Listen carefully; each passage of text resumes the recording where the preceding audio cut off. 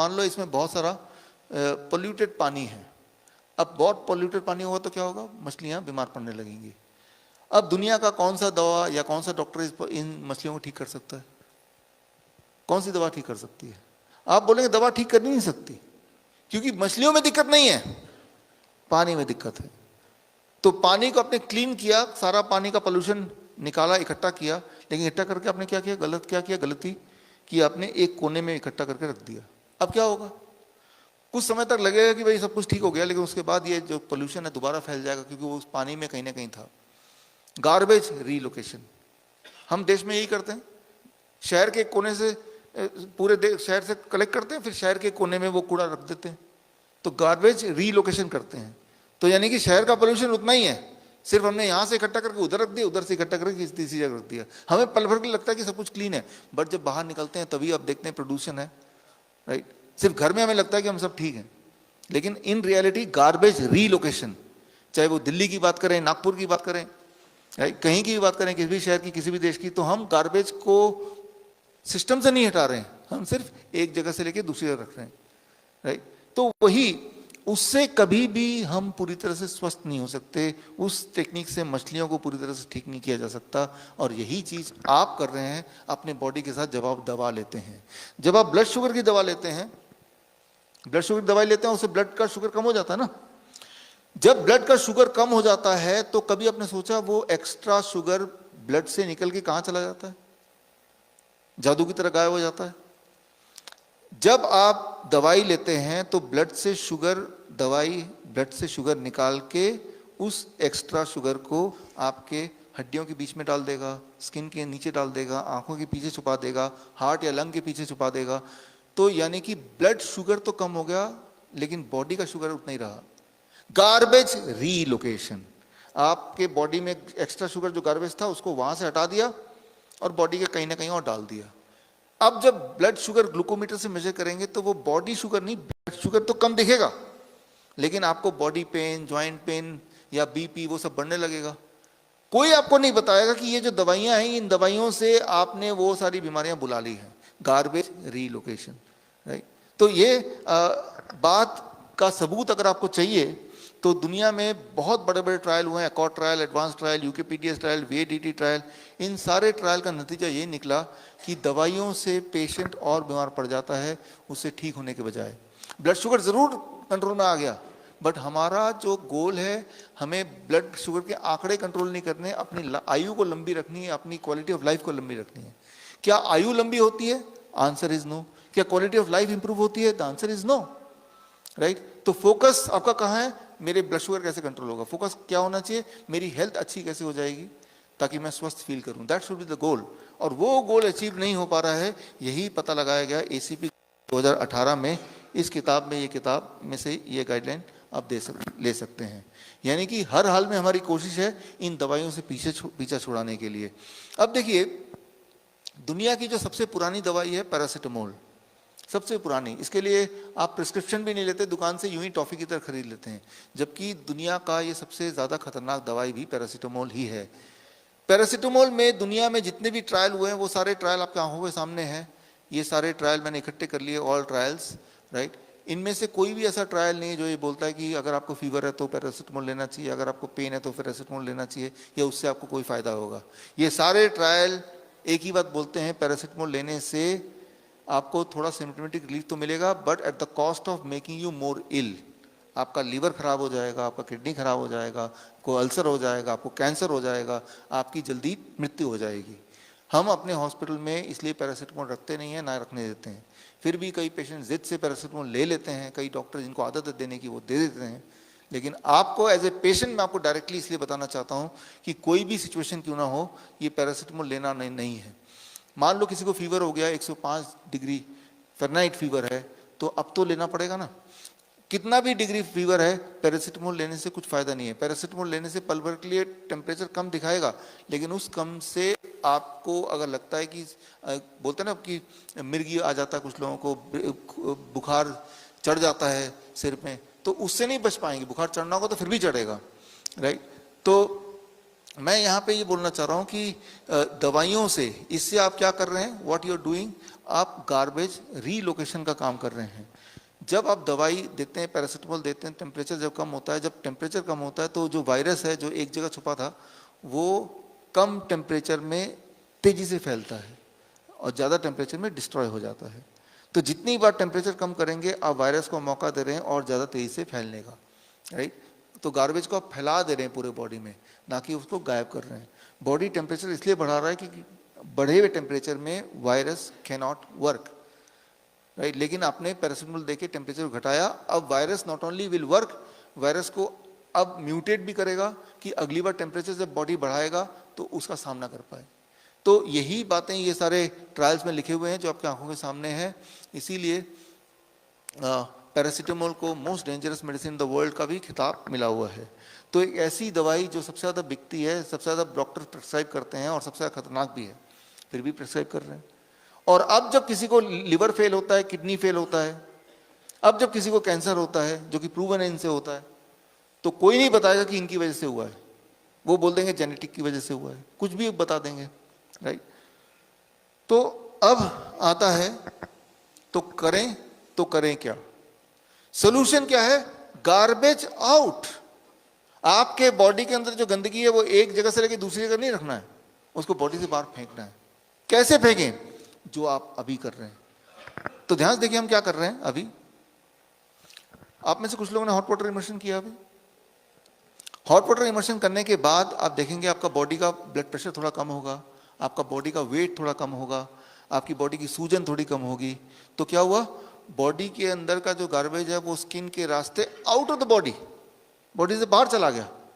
अगर आपके बॉडी में एक्स्ट्रा शुगर है, एक्स्ट्रा क्रिएटिनिन है, extra uric acid, extra urea, extra potassium है, जो भी चीज अगर एक्स्ट्रा है, अगर जितना होना चाहिए उससे ज्यादा है, एक्स्ट्रा फ्लूइड है, तो जब आप पानी में इस तरह से बैठते हैं, अभी तो यहां तक बैठने के लिए बोला है, धीरे धीरे हिम्मत कर करके आपको पानी यहां तक ले जाना होता है, जो क्रॉनिक किडनी डिजीज पेशेंट है, जो डायलिसिस पे हैं, तो उससे गार्बेज आउट। तो गार्बेज आउट का पहला तरीका जो आपने अभी यहाँ पे देखा कि बॉडी से बाहर गार्बेज कैसे निकालना है, वो गार्बेज कैंसर पेशेंट में वो ट्यूमर हो सकता है, क्रॉनिक किडनी डिजीज के केस में वो फ्लूइड हो सकता है जो सूजन कर रही है, ब्लड शुगर के पेशेंट केस में वो एक्स्ट्रा शुगर हो सकता है जो ब्लड में बढ़ा हुआ है, 500-600 रीडिंग आ रही है, राइट। ब्लड प्रेशर के केस में आप देखेंगे कि जब फ्लूइड ज़्यादा डिपॉजिट होगा तो ब्लड का प्रेशर बढ़ जाएगा, फ्लूइड जब गायब होगा तो ब्लड का प्रेशर फिर घट जाएगा। तो गार्बेज रीलोकेशन की जगह गार्बेज आउट। जब आप इस पोस्चर में पानी में बैठते हैं तो यहाँ तक एटमॉस्फेरिक प्रेशर लग रहा है और इस पार्ट से नीचे atmospheric pressure plus pressure of the 20 centimetre of water, ये दोनों प्रेशर और हीट मिला के बॉडी की बायोकेमिस्ट्री को इस प्रकार बदलते हैं कि बॉडी के अंदर की जो चीज़ें हैं जो खराब हैं वो स्किन के रास्ते बाहर आ जाता है। ये बॉडी का बहुत ही अमेजिंग साइंस है और ये जो मैं बता रहा हूँ ये एलोपैथी है, मॉडर्न मेडिसिन तो इसको मानती ही है, ये आयुर्वेद में भी हजारों साल पहले का लिखा हुआ है ऑलरेडी। तो जो चीज़ आप कर रहे हैं कोई अनोखी चीज़ नहीं कर रहे हैं, लेकिन जो चीज़ आप कर रहे हैं उसको बताया नहीं जा रहा है, बिकॉज इससे आप ठीक हो सकते हैं। एक तरफ तो डायलिसिस है, जिंदगी भर चलेगा, जिंदगी भर आप कस्टमर बने रहेंगे किसी न किसी इंसान के, किसी न किसी इंस्टीट्यूशन के, और एक तरफ वो है जिससे आप पूरी तरह ठीक हो जाएंगे, आप किसी पर निर्भर नहीं होंगे। ऐसी कोई भी चीज़ जिससे आप ठीक हो जाते हो, आप गौर करेंगे वो उसको फैलाया नहीं जाता, उसको रोका जाता है। फिर चाहे वो मॉडर्न तरीके से प्रूवन हो, फिर चाहे वो हमारे आयुर्वेदिक टेक्स्ट में प्रूवन हो, तब भी। लेकिन अब आपको ही इनिशिएटिव लेना पड़ेगा, यहाँ पे आके या घर पे रह के इनको ठीक से करें। जब आप हॉट वाटर में बैठते हैं, जो लोग अभी बैठे हैं, तो बैठते ही आपके बॉडी में कुछ तरह के केमिकल बढ़ने लगते हैं, कुछ तरह के और केमिकल है जो घटने लगते हैं। इन्हीं चेंजेस से आपके बॉडी के अंदर जो एक्स्ट्रा चीज़ें हैं जो आपको तंग कर रही हैं, चाहे वो कोई सूजन है, चाहे वो कोई ट्यूमर है, चाहे वो कोई स्टोन है, किसी भी तरह का पेन है, जो पेन के पेशेंट होते हैं, कैंसर के पेन के पेशेंट हैं, उनको बहुत लाभ मिलता है, उनका पेन कम होता है। उनको बोलते हैं हम सुबह 1 घंटा और रात को 1 घंटा आपको ऐसे करना है, तो पेन 12 घंटा ये मैनेज करता है। फिर दोबारा पेन बढ़ने लगता है, दोबारा पानी में बैठ जाते हैं। मॉर्फिन से अच्छा है ये, मॉर्फिन तो डैमेज करती है हर दिन, और ये हर दिन आपको ठीक कर रहा होता है। जब आपका पेन पूरी तरह खत्म हो जाए तब आप करना छोड़ दें। तो जिंदगी भर नहीं करना है, 2 महीने, 3 महीने, 4 महीने, बस उतना ही करना जब तक आपके सिम्टम है, डिस्कम्फर्ट्स हैं। इसका पूरा साइंस अगर आपको पढ़ना है तो ये किताब है, ये किताब भी फ्री डाउनलोड कर सकते हैं जो डिटेल में पढ़ने में इंटरेस्टेड हैं। तो सारे एविडेंसेस किताब में दिए हैं, केस स्टडीज सारे दिए हुए हैं। यहाँ पे एक इंपॉर्टेंट बात है जो कि जब आप ये सब कुछ जो हमने कल सीखा है वो जब करते हैं तो आपके बॉडी के अंदर मान लो कोई ब्लॉकेज है, वो ब्लॉकेज भी डिसॉल्व होता है। यहाँ पे एक इंटरेस्टिंग बात डिस्कस करेंगे हम। पेन था ना, पेन नहीं। अब देखिए, अभी आपने बात की तो जो आपने यहाँ पे जो क्वेश्चन पूछा था आपने पीछे, है ना, एंजियोग्राफी एंजियोप्लास्टी कराएं कि नहीं कराएं। जब भी कभी कोई बोलेगा एंजियोप्लास्टी कराना है, जब भी कभी कोई बोलेगा एंजियोग्राफी कराना है, तो आप ये वाला उदाहरण याद रखिए। आपके बॉडी में ब्लड वेसल के अंदर से ऐसा एक तार ऐसे अंदर डालेंगे, जैसे मैं डाल रहा हूँ। एक तार अंदर जा रहा है, अंदर जा रहा है, अंदर जा रहा है, अंदर जा रहा है, नीचे से ऊपर बहुत लंबा तार जाएगा। क्लियर है? तार अंदर जा रहा है, अंदर जा रहा है, और अंदर कहीं ना कहीं ब्लॉकेज होगा। तो वो तार जब ब्लॉकेज से टकराएगा तो क्या होगा? ब्लॉकेज खुल जाएगा ना। तो देखा, ब्लॉकेज तो खुल दिया, मजा आ गया, ठीक है ना। तो वो जब ब्लॉकेज खुल गया, ब्लॉकेज खुल के ब्लड वेसल के अंदर ही तो घूमेगा ना, कहां जाएगा वो? राइट। अब क्या है कि फिलहाल तो ब्लॉकेज एक जगह अटका हुआ था, वहीं पे दर्द हो रहा था, अब वो ब्लॉकेज फ्री हो गया, वो पूरे सर्कुलेशन में घूम रहा है। जब वो पूरे सर्कुलेशन घूम रहा है, न जाने कहाँ अटक जाए। अगर वो ब्रेन में अटक गया, जो कि अटकता है, तो ब्रेन स्ट्रोक हो जाएगा। अब जब ब्रेन स्ट्रोक होगा तो डॉक्टर कभी नहीं बताएगा वो जो मैंने एंजियोग्राफी किया था ना उसकी वजह से ब्रेन स्ट्रोक हो गया आपको, ये बताएगा? वो नहीं बताएगा। वो तो बोलेगा जेनेटिक है, हो जाता है आजकल, कुछ भी बोल देगा, ठीक है ना। तो मैं ये बोलना चाह रहा हूं, एंजियोग्राफी जब करते हैं, एंजियोप्लास्टी जब करते हैं, गार्बेज रीलोकेशन, आपने गार्बेज यहां से तो हटा दिया, लेकिन वही गार्बेज जाके ब्रेन में रीलोकेट हो गया, ब्रेन स्ट्रोक। वही गार्बेज जाके किडनी में रीलोकेट हो गए। जो खून यहाँ पे दौड़ रहा है आपके, वही वाला खून तो बाकी बॉडी में दौड़ रहा है ना। तो गार्बेज रीलोकेशन से ऐसा दिखता है कि एक प्रॉब्लम से निजात मिलने लगी है, but at the cost of कि वो और कहीं पे क्या प्रॉब्लम लेके आएगी कुछ पता ही नहीं है। वो कब लेके आएगी वो भी कुछ नहीं पता, वो तो एक टाइम बॉम्ब की तरह है। तो इसीलिए मैं स्ट्रिक्टली बोलता हूं कि कोई भी आप एंजियोग्राफी एंजियोप्लास्टी बाईपास सर्जरी कभी ना कराएं। और ये सिर्फ मैं नहीं बोल रहा हूं, ये जो एविडेंसेस हैं, जो मेन स्ट्रीम एविडेंसेस हैं, वो लगातार बोल रही है, राइट। तो वो एविडेंसेस क्या हैं, वो जो बुक आपको दी है उस बुक में दिया हुआ है, वो fish tank model for heart care, उस बुक में दिया हुआ है। लेकिन हमें करना क्या है? सवाल जैसे आपका है तो ब्लॉकेज जाएगा कैसे, आपका है वो पेन जाएगा कैसे, ये अगर ऐसे ब्लॉकेज नहीं हटाएंगे।